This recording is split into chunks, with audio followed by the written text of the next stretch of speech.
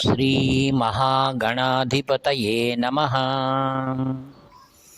सदाशिवसमारम्भां शङ्कराचार्यमध्यमाम् अस्मदाचार्यपर्यन्तां वन्दे गुरुपरम्पराम्।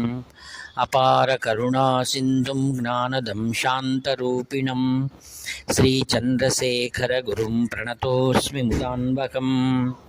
देवे देहे च देशे च भक्त्यारोग्यसुखप्रदं बुधपामरसंसेव्यं तं श्रीजयेन्द्रं नमाम्यहं। नमामः शङ्करान् वक्यविजयेन्द्रसरस्वतीं श्रीगुरुं शिष्टमार्गानुनेतारं सन्मतिप्रदं।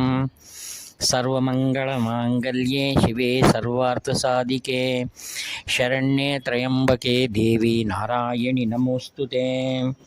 ఆత్మస్వరూపులరా, అందరికీ వసంత పంచమి శుభాభివందనములు.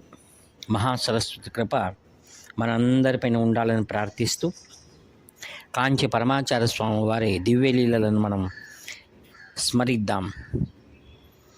కాంచి మహాస్వాముల వారు చెన్నైలో మైలాపూర్ సంస్కృత కళాశాల ఉంది. దాన్ని స్థాపించడానికి అనుగ్రహించిన వారు కూడా మహాస్వాముల వారే. 1957లో మహాస్వాముల వారు ఆ కాలేజీలో మకాం చేస్తున్నప్పుడు థియోసాఫికల్ సొసైటీ అనగా దివ్య జ్ఞాన సమాజం అడయార్ వారు శాకాహారం గురించి గొప్ప సదస్సును ఆ యొక్క విద్యాలయంలో ఏర్పాటు చేశారు. అనేక దేశాల నుండి కూడా ఆ కార్యక్రమానికి హాజరయ్యారు. దానికి దివ్యజ్ఞాన సమాజం సంస్థ అధ్యక్షుడు శ్రీ శంకర మీనన్ గారు వారిని ఏం చేశారంటే, మహాస్వాముల వారి భక్తుడు ఆయన వచ్చినటువంటి ఆహూతులను కొందరిని పాశ్చిమాత్య దేశం వారిని మహాస్వాముల వారిని దర్శనం చేయించాలని సదుద్దేశంతో మహాస్వాముల వారి అనుమతిని పొంది వారి దగ్గరికి వెళ్ళి నమస్కారం చేశారు. వచ్చిన పాశ్చిమాత్యులందరూ కూడా మహాస్వాముల వారి యొక్క దివ్య స్వరూపాన్ని గాంచి సాష్టాంగ దండ ప్రణామాలు చేసి కూర్చున్నారు. అప్పుడు శంకరన్ గారు ఒక్కొక్కరిని పరిచయం చేస్తున్నారన్నమాట. ఏమిటి, వీరు పలానా దేశం, వీరి పేరు ఇది, అలా పరిచయాలు అయిన తర్వాత చివరిగా మహాస్వాముల వారి గురించి వీరికి పరిచయం చేస్తున్నారన్నమాట. అప్పుడు స్వాముల వారు వద్దు, వారు నా గురించి వారికి పరిచయం చేయాల్సిన అవసరం లేదు, వారేం నా గురించి తెలుసుకున్నారో అంత చాలు అన్నారు. ఆ తర్వాత వచ్చినటువంటి సందర్శకుల్లో ఒకరు స్వామివారిని ఒక ప్రశ్న అడగవచ్చా అన్నారు. స్వాముల వారు సమ్మతించారు. వైదిక యజ్ఞాల్లో ఇచ్చే జంతు బలిని మీరు సమర్థిస్తారా, అది పాపం కదా అన్నారు. స్వాముల వారు అవును, అది చేయగలగాలి, యజ్ఞంలో జంతుబలి నిషేధం కాదు, అది పాపం కూడా కాదు అన్నారు. వచ్చిన వారందరూ స్వామివారిని చూసి ఒక్కసారిగా మందహాసం చేస్తున్నారు. అప్పుడు మీనన్ గారు అన్నారు, మీరు స్వాముల వారి దర్శనానికి మనం వచ్చాం, మీరు అలా నవ్వకూడదు అన్నారు. అప్పుడు స్వాముల వారు మీనన్ను చూస్తూ అలా అనకూడదు, వారికి ఏదో సందేహం వచ్చింది, వాళ్ళు అడిగారు, దాంట్లో తప్పేముంది అన్నారు. అప్పుడు వారు అడిగారు, అది శాస్త్ర సమ్మతము చెప్పండి అన్నారు. అప్పుడు స్వాముల వారు చెప్తున్నారన్నమాట, వేదములు అపౌరుషేయములు, వాటిలో విధించినటువంటి వాటిని దైవస్వరూపంగా వాటిని పాటించాలి. యజ్ఞయాగాదులు లోకల్యాణం కోసం చేస్తారు. అట్టి యజ్ఞయాగాదులను చేయడం ద్వారా జగత్తులో శాంతి నెలకొల్పుతుంది. భగవద్గీతలో సాక్షాత్ శ్రీకృష్ణ పరమాత్ముడు యజ్ఞముల గురించి చాలా చక్కగా వర్ణించారు. యజ్ఞాత్ భవతి పర్జన్యః అన్నారు. యజ్ఞం వలన వర్షములు వస్తాయి. అన్నాత్ భవంతి భూతాని, పర్జన్యాత్ అన్న సంభవ, యజ్ఞాత్ భవతి పర్జన్యో యజ్ఞ కర్మ సముద్భవ కర్మ బ్రహ్మోద్భవం విద్ధి బ్రహ్మాక్షర సముద్భవం తస్మాత్ సర్వగతం బ్రహ్మ నిత్యం యజ్ఞే ప్రతిష్ఠితం అన్నారు.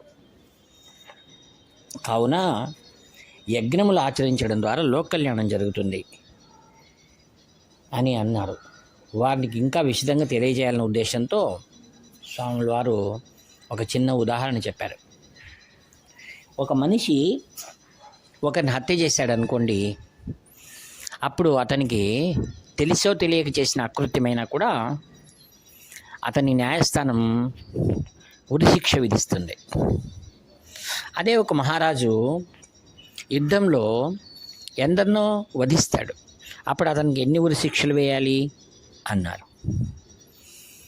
తన యొక్క సమాధానాన్ని స్వాముల వారు ముందు తెలియచేస్తూ మరొక విషయాన్ని చెప్పారు. మీకు ఇంకా బాగా అర్థం కావాలనంటే, మనం ప్రయాణం చేస్తున్నప్పుడు వెనకల నుండి అంబులెన్స్ వస్తుందనుకోండి, అప్పుడు అందరూ కూడా అంబులెన్స్కు దారి వదులుతారు. ఎందుకు? అంబులెన్స్లో ఉన్న వ్యక్తిని కాపాడాలి కాబట్టి.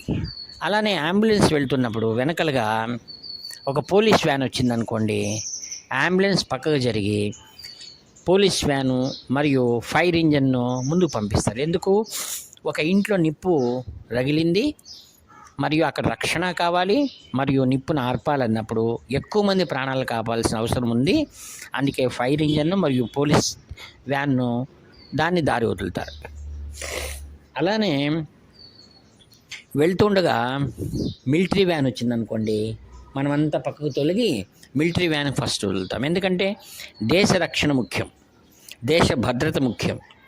కావున మనము ఆ యొక్క సైనిక్ సంబంధించినటువంటి వాహనాలను మనం ముఖ్యంగా దారి వదులుతాం. అలానే యుద్ధం అయిన తర్వాత అందరూ పండగలు చేసుకుంటారు. మరి అటువైపు వారు ఎంతోమంది మరణించింటారు కదా, అయినా మనకు జయం కలిగిందని మనం ఎంతో సంతోషంగా మన దేశం కాపాడబడింది, దేశం రక్షణ కలిగిందని పండగలు చేసుకుంటాం. అలానే యజ్ఞయాగాదుల్లో వలన భగవంతుడు సంప్రీతి చెందుతాడని చెప్పబడింది. అలా అని మనం అందరూ కూడా పశుబలి ఇవ్వాలని శాస్త్రం లేదు. అది ఎవరు చేయాలి ఎవరు లేదు అనేటువంటి కూడా నిర్ణయాలు మనం శాస్త్రాలు మనకు అనుగ్రహించాయి. పూర్వకాలంలో ఒక మహారాజు ఉండేవాడు. ఆయన అనేక యజ్ఞయాగాదులు చేశాడు. యజ్ఞయాగాదులు చేసిన తర్వాత అతనికి అహం బ్రహ్మాస్మి అనేటువంటి ఒక జ్ఞానం కలిగింది. అంటే అంత మెట్టుకు ఆయన సత్కర్మల వలన పైనికి ఎదిగాడు. తర్వాత ఆయన పూర్వపు యజ్ఞముల పైన ఉన్నటువంటి వాంఛతో అతను ఏం చేశాడు, మరలా యజ్ఞాలు కొనసాగిస్తున్నాడు. అప్పుడు మహావిష్ణువు నారదుల వారిని పంపించి అతనికి యజ్ఞాలు చేయాల్సిన అవసరం లేదు అన్నాడు. అంటే ఎప్పుడైతే జ్ఞానం వస్తుందో సర్వఖిలం జ్ఞానేన పరిసమాప్యతే, సర్వకర్మాఖిలం పార్థ జ్ఞానే పరిసమాప్యతే. జ్ఞానం అనగా సర్వత్రా సర్వవ్యాపకుడైనటువంటి భగవంతుని యొక్క స్వరూపాన్ని గుర్తెరిగిరడమే జ్ఞానం. ఈ విధంగా ఏది హింస ఏది అహింస అనేది కూడా మనం ఆలోచించవలసిన విషయం. అలానే మనము చెట్టుకున్నటువంటి పండ్లు మరియు గోవు దగ్గర ఉన్న పాలను కూడా మనం తీసుకుంటున్నాం. అందరూ సంపూర్ణంగా అహింసను పాటించడం చాలా కష్టం. అయితే పూర్వులు జ్ఞానంలో ఉన్నటువంటి వాళ్ళు ఎండిన ఆకులను కేవలం వాయుభక్షణంతో తపస్సు చేసేటువంటి వారు. దీని ద్వారా మనకేం తెలుస్తుంది? గృహస్థులైన వారు, యతీశ్వరులు ఉన్నటువంటి వారు, అలానే జ్ఞానులకు కర్మలలో చాలా వ్యత్యాసం ఉంది. కావున గృహస్థులు యజ్ఞయాగాదులు సత్కర్మలు చేయవలసిందే. అందులో కాస్త ఏదైనా హింస కలిగినా కూడా దాన్ని భగవంతుని యొక్క అనుగ్రహంతో ఆ యొక్క హింసకు మార్గం ఉంది అని చెప్పారు అని మహాస్వాముల వారు చెప్పినటువంటి విషయాన్ని మనం ఇప్పుడు జ్ఞాపకం చేసుకుంటున్నాం. మహాస్వాముల వారి అనుభవాలు అనేటువంటి గ్రంథం నుండి ఈ యొక్క విషయం సేకరించబడి ఉంది. భక్తులారా, మనం సత్కర్మలను అత్యంత భక్తితో కొనసాగించడం ద్వారా ఈశ్వరానుగ్రహాన్ని మనం తప్పక పొందగలం.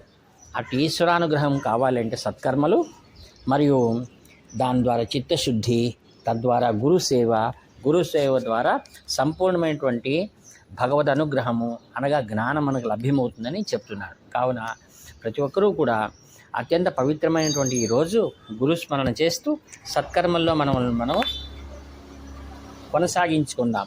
అట్టి శక్తిని భగవంతుడు మనకు అనుగ్రహించిన ప్రార్థిస్తూ ఈ వాక్పుష్పములన్నీ కూడా నిరహంకారపూర్వకంగా శ్రీచరణుల వారి దివ్య పాద పద్మములకు సమర్పిస్తూ సెలవు తీసుకుంటాను. ఇట్లు వ్యాఖ్యాత నివర్తి నాగభూషణ శర్మ.